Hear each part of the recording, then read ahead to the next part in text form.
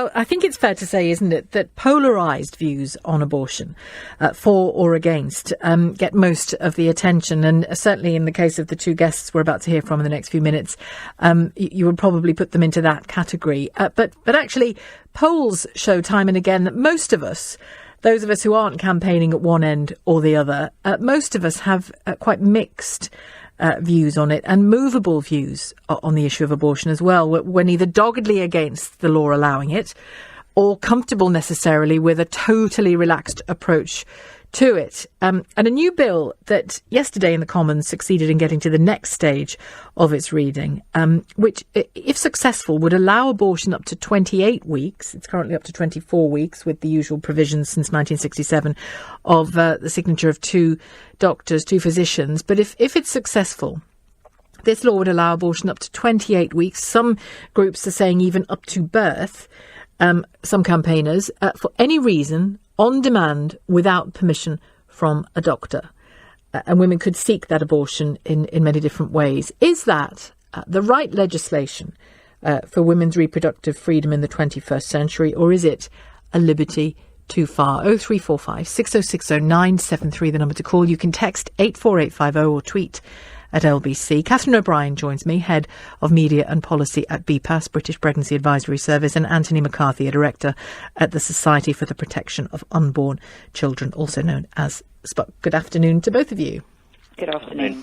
Catherine O'Brien, if I may begin with you. Your organisation supported this bill. I mean, it's far from reached the end of its journey in the Commons yet, but I guess you would have been pleased about its success yesterday. Absolutely. We were really pleased to see the majority of MPs back this bill. But I just very quickly, I just want to clarify that this bill would not affect the current abortion time limit. This would only seek to decriminalise abortion up to 24 weeks of pregnancy. I think that some of those who are opposed to the bill have been trying to spread some misinformation about it, unsurprisingly, but this would just decriminalise abortion up to 24 weeks. But yes, we're very happy that MPs chose to back the bill. But just be clear exactly what you mean by that, because it will surprise some people that there's still criminal law around abortion at all in this country. Absolutely. I think the majority of people won't be aware that abortion is still regarded as a criminal offence in this country. So under a law that was passed in 1861, so before women could even vote, abortion remains a crime punishable by up to life imprisonment for any woman who ends a pregnancy at any gestation without legal authorisation from two doctors. This law is still on our statute books. 50 years old this year. Absolutely. And that is why it is time to look at the law again, because, you know, women's bodies and their reproductive choices are being restricted and restrained by a law passed before the majority of women who end a pregnancy will even have been born. So it really is high time that we look at the law again. Anthony McCarthy. Well, I think it's rather depressing move. I mean, understandably, the abortion industry, of which your other speakers are a member, want to have abortion up to birth for any reason whatsoever. That's their overall aim, and that's not something shared by the vast majority of people in this country. 92% of women polled in 2014 think that qualified doctors should be consulted, not just removed from the whole process. That's probably because they think that abortion is a serious issue. It's not like any other medical procedure.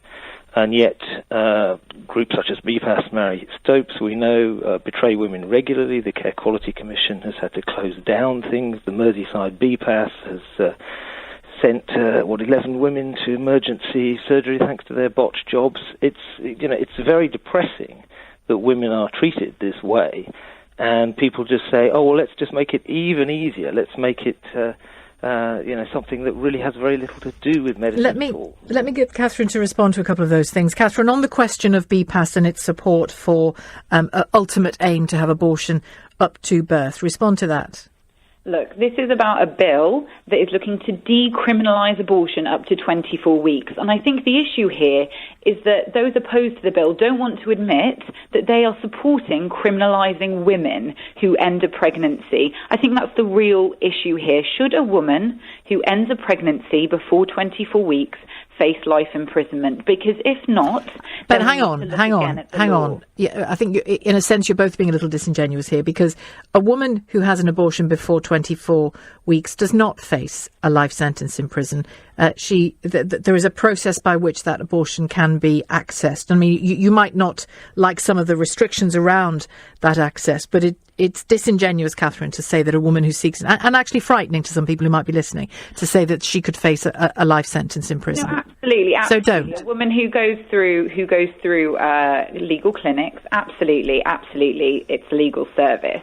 But what we're concerned about is the growing number of women who are currently resorting to online abortion medication. We are very worried about these women because they could potentially face prosecution, and we don't think that the majority of women would be aware that in buying abortion medication online and using it to end a pregnancy, that they could face criminal sanction, and figures released from the Medicines and Healthcare Regulatory Agency have shown that the numbers of pills being seized on their way into the UK is increasing dramatically over recent years. So more women are potentially putting themselves at risk of prosecution. And Anthony McCarthy, given that as the law stands, 24 weeks is I'm sure you object to it, but that 24 weeks is the legal position point at which a woman can still access an abortion legally in this country. Given that is the case, do you think it is right that there should be any criminality around that period at all? I mean, beyond that, yes, you can, as the law stands, I'm not talking about your view or your moral view, but as the law stands, beyond that, of course, you enter issues of infanticide and viability and all the rest of it. But as the law stands at the moment, should a woman or a girl have to face any notion of criminality when she's dealing with this particular issue? Well, I think it's very important to remember these were very serious laws that were put together in the 19th century. The fact they were put together some time ago doesn't mean that they're invalid any more than the murder laws do. So what we need to remember is that abortion is a very serious thing. It is the deliberate destruction of an unborn child. Everybody knows this. Some people maybe want to deny it, but everybody knows this. And the law needs to take seriously certain realities. And I think what's happened is you have people like BPAS who want abortion up to birth for sex-selective reasons or any other reason whatsoever to treat it as no more than a toothache. They want to take it out of that serious realm whereby we may actually be able to protect women and turn it into just consumer choice, got nothing to do with. But Anthony, the law allows for it up to 24 weeks. Therefore, it is already out of the criminal realm, isn't it? Because the law, in reality, it isn't. But shouldn't it be if the law allows for it? It allows for certain exceptional cases which have then been railroaded through because people have shown complete contempt for the law, so that you have an enormous amount, well over 95% of social abortions which were not supposed to be being done according to the people who gave us the act in the first place. So it's made a mockery of the law, and it's made a mockery of the law so that certain people can profit hugely from that. And I think most people are uneasy about abortion. The reason you have these debates is because an awful lot of people are very uneasy about what's going on. It's not a trivial thing. Human life is destroyed. Women's lives are destroyed by people like Mary Stopes and BPAS, who couldn't give a damn about them. Just look at the Care Quality Commission. And hang on, Anthony. That I can't let that go unresponded to. I'm sure Catherine will want to respond to it as well. Yes, there were concerns found by the Care Quality Commission in some Mary Stopes clinics, but that is true of hospitals and clinics around the country. Sometimes it's not. I think it's too much to say that BPAS or Mary Stopes blanket don't care about women. I'm doing, in a sense, you're defending for you there, Catherine, but would you like to add to that? No, absolutely. Thank you.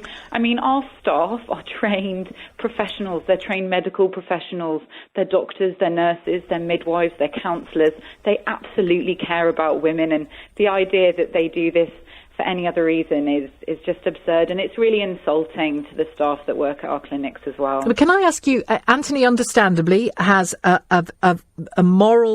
a strong moral objection to abortion. And he is right to say, is he not, that the law as it's written, the law as it stands from 1967, is routinely disregarded when it comes to the reasons women give for having an abortion. The majority of women want an abortion because they want an abortion, not because of any dramatic reason other than that.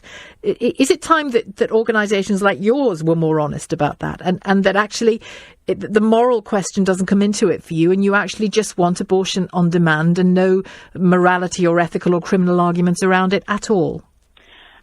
I mean, to an extent, absolutely, because I think that the women who come to our clinics are very aware that they're making a moral decision, and they've thought about it incredibly seriously. And it's unnecessary to have a law with stipulations and potential criminal sanctions in there in order to make women take these decisions seriously, because they absolutely do. And I do believe that if a woman says she doesn't want to be pregnant and she knows that's the right decision for her, then we should respect that, because I don't think that anybody knows that woman's life better than she does. So yes, that reason that she doesn't want to be pregnant should be reason enough. Anthony, final word from you. Well, I'm afraid places like BPAS have just admitted, actually, that things like sex-selective abortions are fine. If a woman wants to destroy a baby at 9 months because it's a girl, that's fine by BPAS. Well, I think that tells us something about the care that these organisations have for women. The law is supposed to be there to protect people, unborn and born, and we need to make sure that doctors and the medical profession upholds the sanctity of life, but also resists attempts to completely remove them from decisions that women make.